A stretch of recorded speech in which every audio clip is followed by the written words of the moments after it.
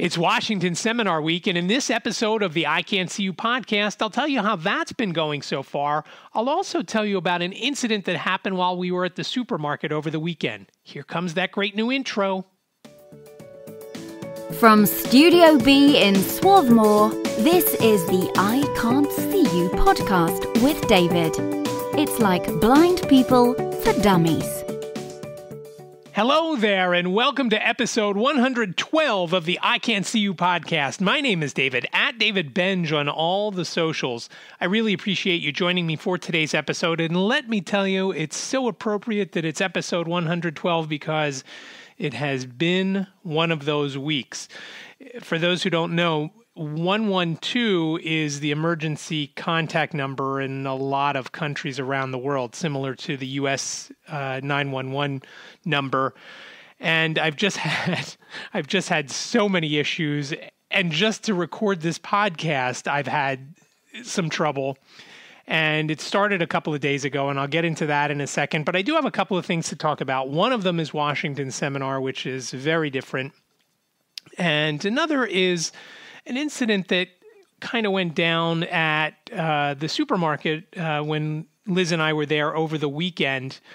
It was a perfect storm for being at the supermarket. It was the day before the Super Bowl and the day before our area was supposed to get 4 to 8 inches of snow that was predicted. So I'll get into both of those in a minute. But just to record this podcast, I started probably about an hour ago to try and record. And with Washington Seminar, and I'll get into the bulk of that in a sec, but I was on a couple of the meetings, both with our Pennsylvania senators. One was yesterday with Senator Pat Toomey's legislative assistant, and then today with Bob Casey's legislative assistant. And both times, right after I joined the Zoom meeting, all of a sudden I could see that video was still going, but I wasn't getting any audio. And I knew my friend Lisa was on. Yes, the Lisa that should be having her own podcast. She was on, and I messaged her. I said, "Are you still getting audio?" And she said, "Yes." And so I didn't, I was checking all my connections, and I, went into Zoom, and finally I just went into Zoom and turned on my system audio and just listened from there. I always keep myself muted, so it wasn't too big of an issue.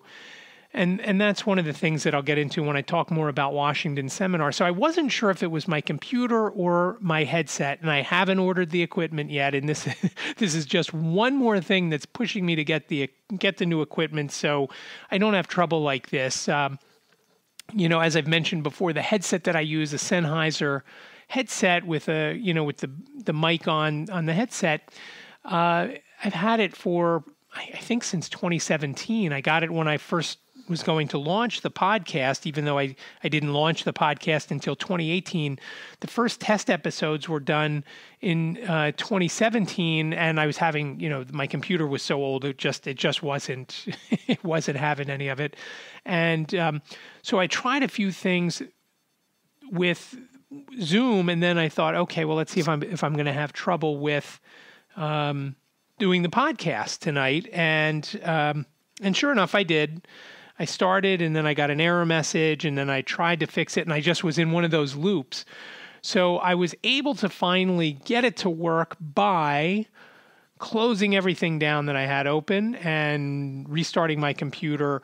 And so I'm hoping that it was just that I hadn't restarted my computer in a while. And by a while, I have no idea when the last time is I started it. So I guess you could say it was user error.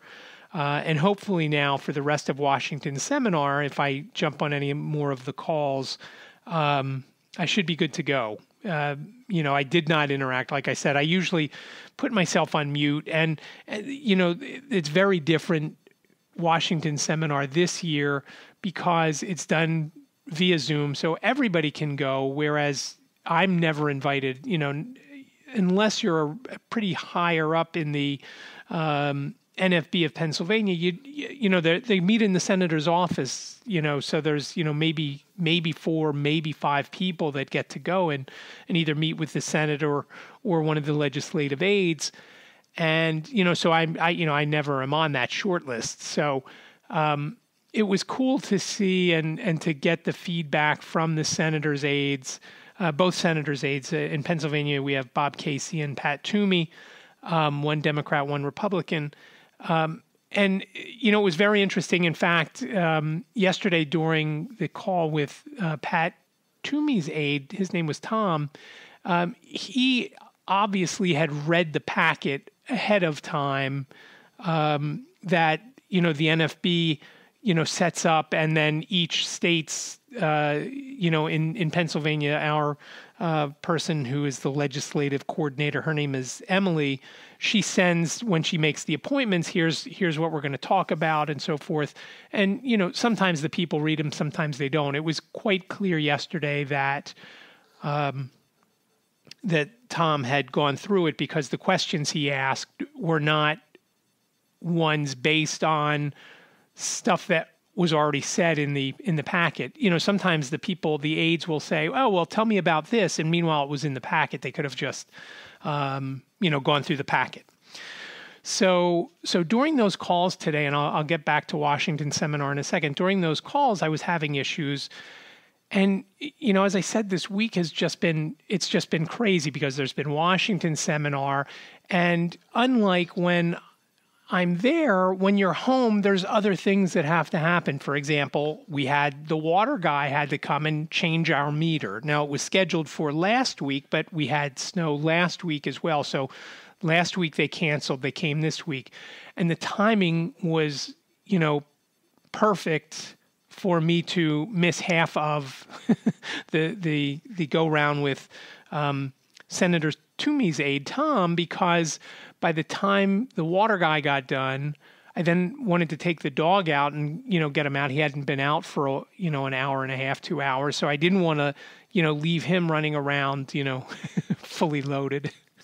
And so I took him out. So it was just rushing, and, Liz wasn't home yet. And so I missed half. And, and then, like I said, I then had audio issues. And then today when I was setting up to do the podcast, same type of issues. So while my computer rebooted, I thought, well, it's trash night. I'll take the trash out. It's, it's roughly around midnight, a little after by now, I'm sure. And it has started to snow again. And as I'm taking the trash out, I'm walking to the trash can to grab it and take it to the end of the driveway. The new snow is laying over the old snow and the old ice, so I nearly wiped out. And I wanted to take it out earlier, but I forgot, and I didn't. And I, surely wish I did, because, while I didn't get hurt, it could have been crazy bad. So that's where that's where everything stands. And poor Ziggy, for the first time since we've had him, and it's been a month today, during the calls, he's had to spend time in his cage, which is something that I swore I wouldn't do, but there's no way I could have him running around while, I'm in the office on the, on these calls. Although maybe, he's cute enough, maybe it would have been okay. So, so 1 month today, and it is just unreal how big he's getting. And, there's some things that he's doing now that we're going to have to be careful with, because he's grabbing stuff off the kitchen counters, things like that. So far, it's only been towels and paper towels, though both could be bad for him, especially the paper towels because they're smaller. So, we have to be careful, because sometimes I will put a knife up there that I use in the morning when I have tea that I've used to cut, and I'll wash it off and just leave it on top of a paper towel on the counter so I can use it again at lunchtime or when I make my iced tea later. So that is becoming an issue. And, it's just so funny, some of the things he does. And, some of the things we're trying to break him of, and some of the things we're trying to train him to do. I've tried to train him the last couple of days to, give me his paw or high five. That's coming along slowly. Now, I'll tell you one thing he is great at, and we did this with Zamboni when we had him, years ago. We would make him wait to eat. We would put the food down and tell, he would have to sit, and then he would have to wait until we said, okay, good boy, go get it, or good dog, go get it, or something to those effects. And surprisingly, Ziggy has already gotten that down, and it is unreal. I think back to when Zamboni did it, and there would be times that he would be standing over his bowl and he would just be drooling, waiting to get to the food. And so I'm interested to see if Ziggy gets that way, but we'll have to see. But it's just incredible how much he's growing and how smart he is with some of the things, and some things he's not so smart at. But he'll learn. I'm hoping. So yeah, 1 month with Ziggy. It is. I'd like to say it's all been great, but of course, it's tiring, and I am exhausted this week because he's not sleeping as much now during the day. So, I'm checking email sometimes while I'm on the floor playing with him, and he's busy chewing something, and he sees me take out my phone, and he loves going after the phone for whatever reason. I don't know if he thinks it's a big chew toy. I don't know what he thinks it is. But he goes after the phone as soon as I take it out. So it is a lot of fun with some of the stuff he does. So back to Washington seminar, and I'll touch on that first. It's so different doing it via Zoom because it's like anything else that we've done over the last year or so with Zoom, whether it's been meetings or, I guess I've used Zoom for podcasts long before we were using Zoom for these different meetings and whatnot. When I have a guest on, that's how I do it. And it's just different. When you're in Washington at Washington Seminar, you're very focused. You have everything down pat. I've gone over the agenda for the for everything that we're going to talk to the Congress folk about. And, now I don't, I have it right here on my computer. While I'm on the Zoom call, I can quickly browse through it. I'm muted, and I can just quickly browse through it. And by browsing, I mean have my computer read it to me. And if I wanted to, just, have it read to me and just spit it right back out. So that part is different. And just the focus, like I said, I rushed down here after the Aqua appointment, and I couldn't find the right email, which had the right Zoom link, because there were two different Zoom links, some for some events, some for others. And fortunately, by that point, Liz had come home and she was able to read through, because I was trying to frantically go through these different emails. And and the other part is, just being in Washington and taking that time. You go out to dinner, you kind of bond with some folks that you don't see a lot or ever. Sometimes last year I went to a restaurant called Oohs and Ahs, which I know I've talked about, and I miss. I was thinking about it during the Super Bowl because one of the things Liz made while the four of us watched, well, Jacob didn't watch, while the three of us watched and while the four of us ate, was mac and cheese. And, I was thinking about that. And I went there with some folks that I knew from another chapter, and then some of their friends who were from other states. One was from Maryland, a couple were from Georgia.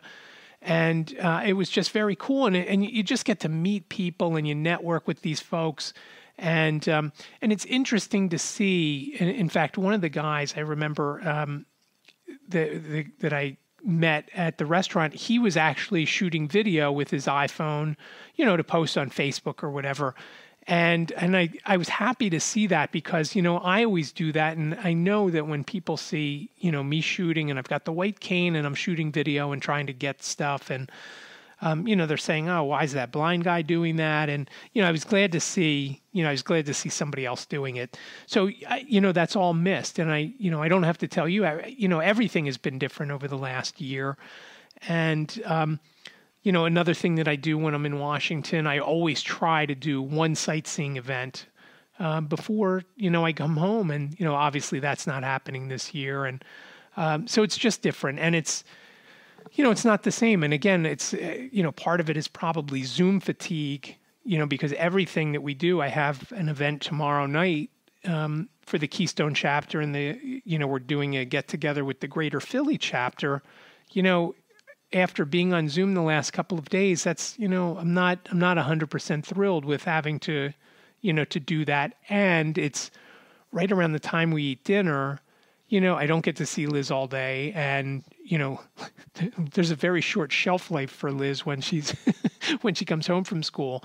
And, as I mentioned last week, when she comes home, I get to jump on the computer for a little bit, and then we eat dinner, we watch a little TV, and then she goes to bed. She goes to bed, 9:30, sometimes a little bit later, but a lot of times she's, falling asleep on the couch. So that's, she said to me over this past weekend, she said, "Oh, remember when I told you, blah, blah, blah, blah, blah?" I said, "Liz, you never told me that." I said, "We barely spoke during the week," meaning last week, because she was busy with school. And, when we're here, like I said, I was on the computer. So to take away from that time is a little disappointing. And obviously it's an important thing that we're doing with the 2-chapter meeting, or get together. It's a social event, not really a meeting, to get to know the folks in the Greater Philly chapter, which, it should be. I mean, and we should do more things like that. And I'm looking forward to that. But, unfortunately, I'm not going to stay the whole time because, like I said, I want to spend some time with Liz and the kids and I guess the dog, although I'll be spending all day with the dog. And so we'll see.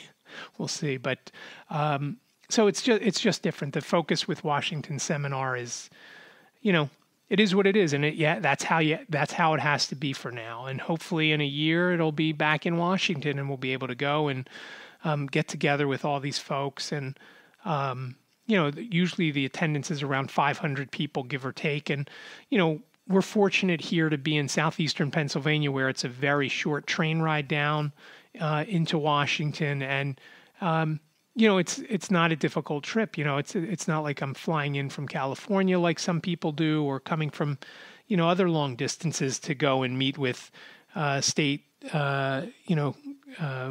Congress folk. And I am looking forward. I did find out today, I asked Emily why, I noticed my representative, her name is Mary Gay Scanlon, wasn't on any of the meetings, that we were going to do. And the earliest she would do a meeting with us is the end of March. So, so that part is kind of cool because it will be not jam-packed with all the other meetings. Sometimes the meetings, there's, every hour there's a meeting schedule. And again, I've only done the 2 with the senators. There's a couple tomorrow that I plan to jump in on. And I'm looking forward to that. But, Mary Gay Scanlon is my rep. So, I'd love to sit down and meet with her. Last couple of years we've met with her assistants, legislative aides and whatnot. So I'm looking forward, and she evidently is going to be on the call. So if you remember a few episodes ago, I had Simon Bonenfant on. He and I are going to lead that because Mary Gay Scanlon is also Simon's representative in Congress. We're in the 5th Congressional District in Pennsylvania. And so I guess that would be cool. If she's actually on the call, that would be great. And, so that part will be cool. So, again, like everything else, it's a little bit different this year because of the circumstances, and I get that. And doesn't make it easier, but it's just how it has to be. So we'll see how it goes. We'll see if there's any additional movement because of it, because there's more people on it, more people participating. Obviously, because they don't have to go anywhere or do anything. They just basically have to either dial in or just click a link to, jump on the Zoom call and participate. So that part is good. But, again, the folks in Congress don't see all the blind folks walking around and wondering what's going on. So, we'll see what kind of outcome. I know there are 4 topics 4 bills that we want to see happen. 4 is probably too many. That's one thing I realized today. Most folks schedule for a half an hour meeting, and to go over 4 topics in a half an hour is difficult to get everything in if they've got questions on things. So hopefully next year they'll limit it to 3. We'll see how it goes. And hopefully, some of the stuff will get passed. So far, since I've been doing it, there's been a couple of bills pending, but nothing that has passed and been signed into law. So there is one, the Access Technology Affordability Act or whatever. Again, I don't have notes in front of me. And, in previous years, I'd know exactly what it is. Basically, what it is a $2,000 tax credit, as I mentioned last week, $2,000 tax credit spread over 3 years to buy Access Technology. Now, you can't buy a computer with it, but you can buy the software that makes it a screen reader. PC machines do not come with the right technology to do screen reading and stuff like that, unlike the Mac. The Mac, of course, does. So there's a software called JAWS, and JAWS can, do that, but, it costs money each year. And of course, as I mentioned last week, there's, stuff that students use, to take notes in class called a Braille note. They cost $5,000 or $6,000. And as I mentioned last week, a student in, visually, somebody a student that has vision, you go to Staples, you buy some pens and a couple of legal pads or notebooks or whatever, and you're good to go. So it's, it's quite a disadvantage for especially students, but for a lot of folks in general, just trying to keep up and be on the same playing field as a sighted individual, whether they're trying to get a job or trying to get a diploma or whatnot. So those have both been introduced, both in the House and Senate, S212 and HR 431. So hopefully this year it'll get done, and that'll finally feel like something. So we'll see how it goes over the next coming weeks, and I'll, if anything happens with that, if there's any movement, obviously I'll pass along an update. The other thing that I wanted to talk about was something that happened in the supermarket over the weekend. And I think I'm just as mad at myself as I am with this lady who was in line at checkout behind us. And as I said, the fact that I didn't freak out, I'm happy about, because we were in the market for multiple hours, because one of the things we were getting was lunch meat from the deli. And the way the market that we go to, it's called Giant. It's normal size, but the name is Giant. They use, I guess since COVID, they use a kiosk, which is not accessible. I wouldn't have been able to order the lunch meat on my own had I gone in on my own.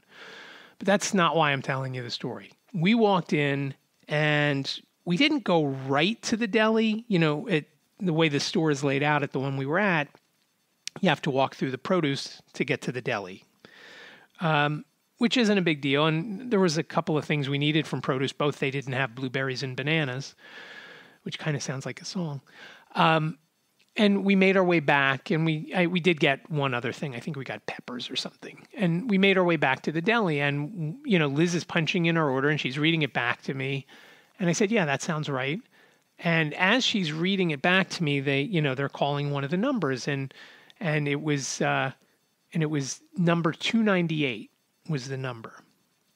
And Liz is finishing up, and she punches it in, and she says, okay, we're 333. I said, ooh, that's not a good number. And I said, wait a second, 333, we're 35 places away. So we're like, okay, well, and the plan was punch in the order, then go and do our shopping and then go back. And it was pretty crazy. We were there around 6 o'clock on Saturday night. And again, like I said earlier, Super Bowl the next day, snowstorm the next day. So we do all our shopping. We have our cart full of what we need. And it wasn't a ton of stuff. It was $200 worth. So I guess it is a ton of stuff. It was our weekly order, and we did it that day because the next day we were going to have 4 to 8 inches of snow. So we have all the stuff, and I'm texting with Jane. Jane's wondering what's taking so long. And we're just standing there in front of the deli waiting for our number. And when we get back to the deli, they're only at like 312. So they've done like 14 orders since. And we're standing there. And at one point I said to Liz, we had frozen stuff. I said, Liz, we can't keep this frozen stuff, here. If we've only, at that point, I think we were in the store a little over an hour. And, they had done, like I said, 14 orders, and we were still 20 orders away. So I said, we can't, we got to put the frozen stuff somewhere. And she went up one of the aisles that's close that had, a freezer section and just shoved it all in there, and then took the cold stuff, from the refrigerations, stuff it was from the refrigerated sections, and put it in one of the cold boxes that was near where we were standing, just so, the stuff wouldn't go bad or shorten its shelf life or whatever. And so we finally got our order. It only took another half an hour because they finally had someone else come over. Maybe it took maybe a little more than half an hour. And the whole time we're standing there, I'm thinking, why isn't the store manager behind the counter, or whoever is the manager on duty? And I get it. Maybe the store manager or the manager on duty doesn't know how to operate the slicers. Listen, I used to do it. It's not rocket science to slice lunch meat, or cheese, or doled out salads if they do. I don't know if they have the salads in the case there or not. So that was a little bit, that was a little annoying that they didn't have somebody else come over and lend a hand. By the time we left the store, like I said, it was packed when we got there. It was starting to thin out. And so we finally finish, we go up, and one of the nice things at this Giant that we were at, besides having the self-checkout where they have like 5 or 6 checkouts jammed together for when you have small orders, when you have a large order, they also have self-checkout. So it's a regular, checkout lane, so you can put all your stuff on the belt, and then you could do it, and so forth and so on. And you don't have to, there's not a cashier to worry about. So as we're standing there and Liz is ringing stuff up, this person behind me, Liz said to me, "Oh, there's someone now behind us in line." I said, "Okay, do I need to move? Am I okay?" And she's like, "No, you're okay." I mean, there really was no place for me to move except backwards because I was standing right up against our cart. And the next thing I know, this lady starts putting stuff on the belt. Well, I'm just about at the end of the belt. I may be 6 inches to a foot off of the end of the belt. And I'm thinking, okay, she's just going to do a few things. She's putting more and more and more to the point where she's finally, as she's reaching, she's, brushing, her arm with the goods, brushing, along my jacket and onto the belt. And again, certainly not social distancing. And, even in a pre-COVID world would have been uncomfortable. And, I kept wanting to turn around, and again, we were both pretty aggravated. We were in the store so long, and I just kept saying, just stay calm and keep your mouth shut. Don't cause a scene. Let's just get out of here without any other problems. But, all that night and the next day, I was mad at myself for not saying anything. This person was, it would have been a foul in basketball, over the top, where people come up behind and they're trying to, that's how crazy close this lady was. And at the time, I didn't know it was a man or a lady. After we checked out, I said, "Liz, what was that person's problem with, I wish I had said something." And she's like, "No, then it might have caused something. And, we never would have gotten out of here." And I said, "Was it a guy or a girl?" And she said it was a girl. It was just unreal. And I'm just surprised. And then I asked Liz if the person had a mask on, and she did. It was just annoying for any time of year or any time of conditions, but during COVID, just very uncomfortable. And I was just surprised at it. And Liz said she wasn't very old, but maybe our age or a little bit older. I don't know. So it was just.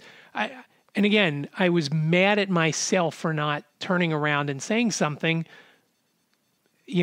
At the time, I don't know that I mentioned this, I hadn't trimmed my beard in, quite a while. I trimmed it on Sunday, on Super Bowl Sunday. I trimmed it. But I had gone like 6 weeks. So, I didn't get the call from ZZ Top to come join the band. I have no musical talent. That's why I didn't get the call. Because I have a beard, they weren't calling. I didn't get the letters from Ted Kaczynski to say, "Hey, you're looking good. How about writing a manifesto?" Didn't get. So I've been a little bit aware of, I've seen things, especially early on, that, the mask doesn't, I just hit the mic, I apologize.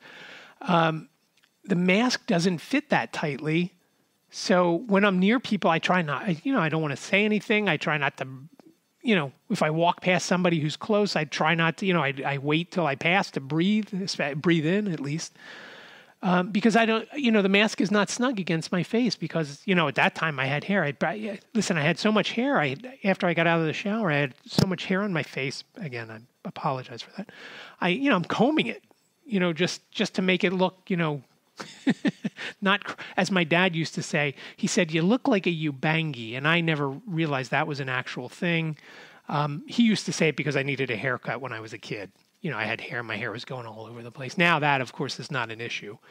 And if you don't know why, and you have sight, go to ican'tseeyou.com and you'll see why.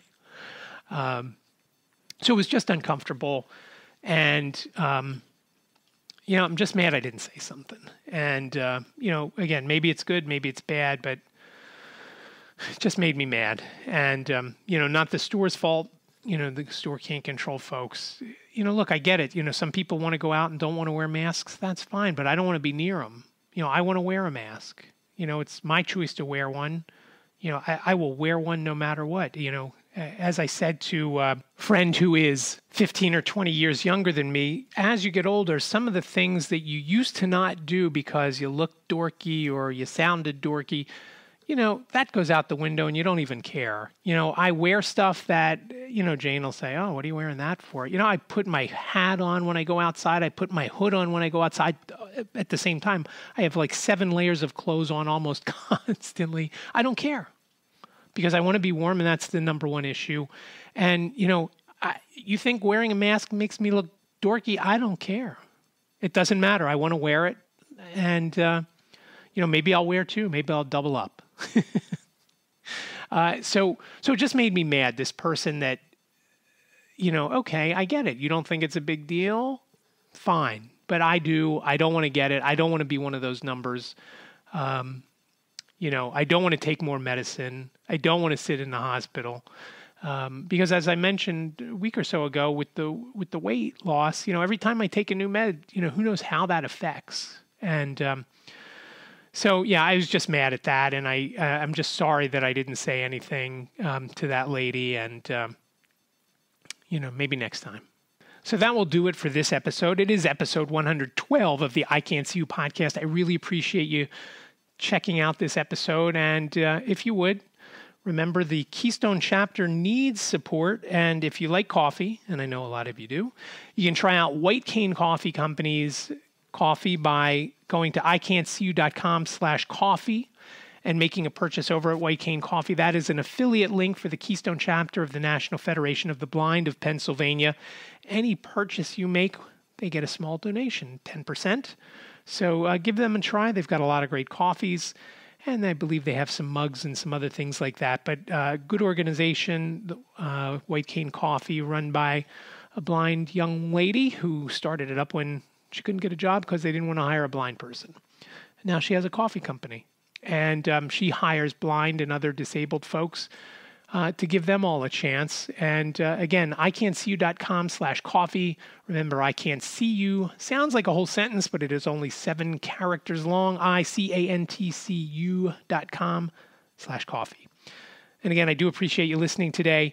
And show notes again at ican'tseeyou.com/112. Thanks so much for listening. I appreciate it, and I appreciate all your support. And please continue to stay safe. Wear your mask if you want. If you don't, then don't wear one. But don't come near me if you don't. Take care, and I'll talk to you next week. Thank you for listening to the I Can't See You podcast with David. Please rate, review, and subscribe to the podcast wherever you listen. And don't forget to share the podcast with your friends.